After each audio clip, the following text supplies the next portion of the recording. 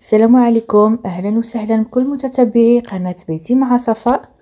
كنتمنى تكونوا بخير وفي احسن الاحوال ان شاء الله. رجعت معكم فيديو جديد ووصفه جديده، كنتمنى نال الاعجاب ديالكم.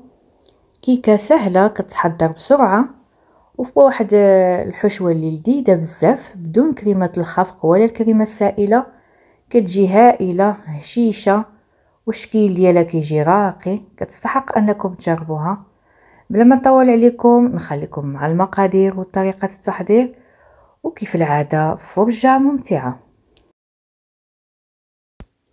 بالنسبة للمقادير اللي غادي نحتاجو في هذه الوصفة، عندي كاس سكر أي ما يعادل 150 غرام، ونص كاس الزيت اللي هي واحد 75 الملي، و50 غرام الزبدة، جوج بيضات بدرجة حرارة المطبخ، وواحد الكيس سكر الفاني، وخميرة الحلويات من فئة 16 غرام، ونص كيلو الطحين أي ما يعادل 500 غرام.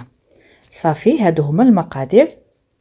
وفي واحد الاناء غادي نوضع جوج بيضات، زدت عليهم كاس سكر سنيده وساشيت سكر الفاني. غادي نبدا نخلط بالطراب اليدوي، وممكن طبعا تستعملوا الطراب الكهربائي.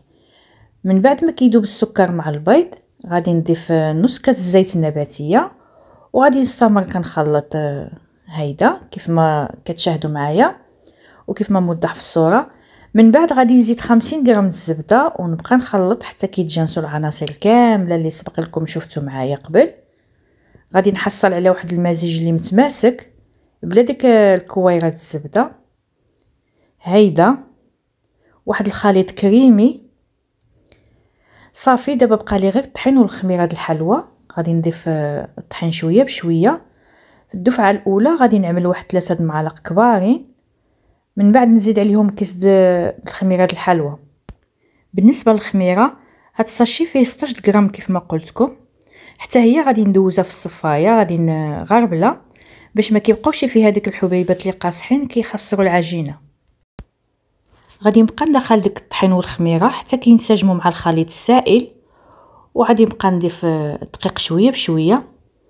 المهم الطحين كامل غادي ندوزو في ديك الصفايه وخا سبق لي غربلته. المهم غادي نعاود له تغربيله.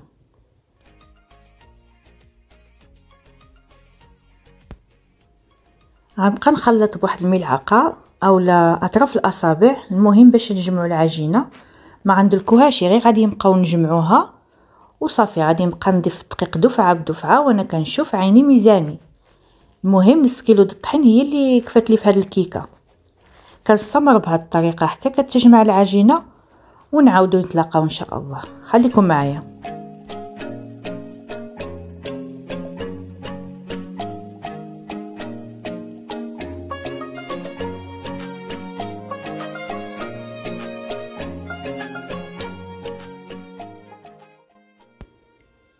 هنا رجعت معكم من جديد. انا جمعت العجينه، هذا هو القوام اللي بغيت، رطبه. كان خصني العجينه رطبه وفي نفس الوقت ما كتلتصقش في اليدين. غادي نزول منها واحد القطعه وغادي نعملها في البلاستيك الغذائي، وغادي نحتفظ بها في المجمد. نخليها من بعد غادي نحتاجها.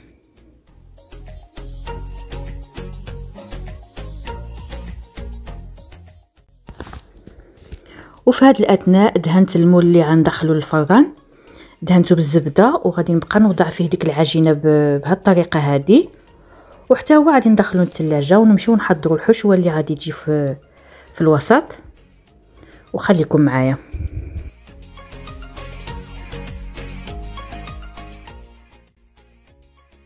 بالنسبه لمقادير الحشوه، عملت 2 كيسان د الحليب هما نفسهم اللي عبرت بهم في الاول.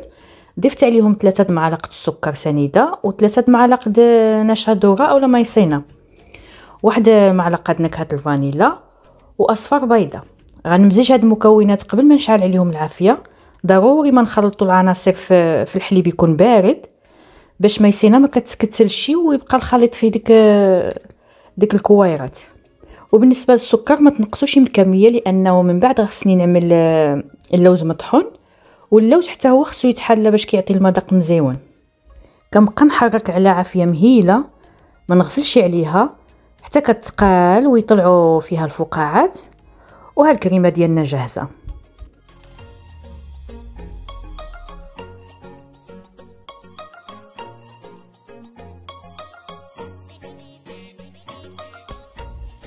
صافي من بعد ما وجدت الكريمه غادي نزولها من فوق العافيه، وغادي نزيد اللوز مطحون.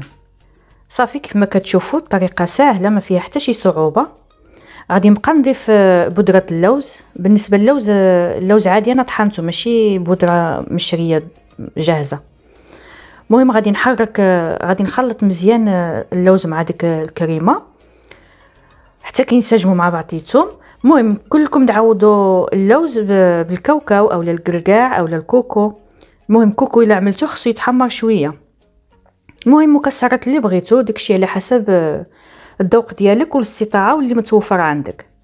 المهم هي الكيكه كتجي غزاله رطبه وهشيشه، وديك الحشوه اللي كتجي في الوسط منسمه بالفاني واللوز كتجي بحال واحد الكيكه كتجي مسقيه رطبه ما تشبعش منها الصراحه. هي هذه. دابا مباشره غادي نضيف ديك الخليط في المول اللي استفت فيه ديك العجين.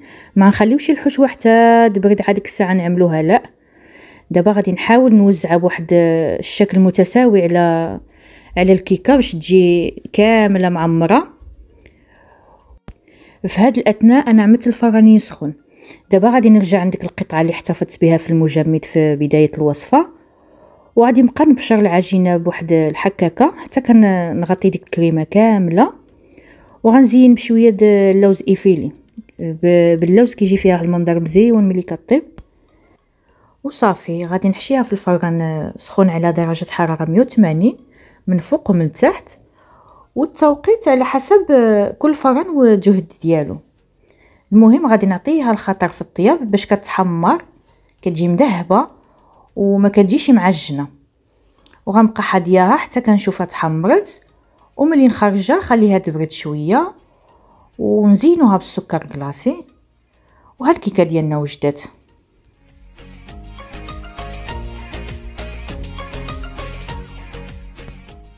وكيكون هذا هو الشكل النهائي للوصفه اليوم. كنتمنى تنال الاعجاب ديالكم وتجربوها. ولا كنتي اول مره كتشاهد القناه كنتمنى تابونا معايا فضلا وليس امرا، وما تنساوش البصمه حتى هي، وشاركوا الفيديو مع الاصدقاء والعائله.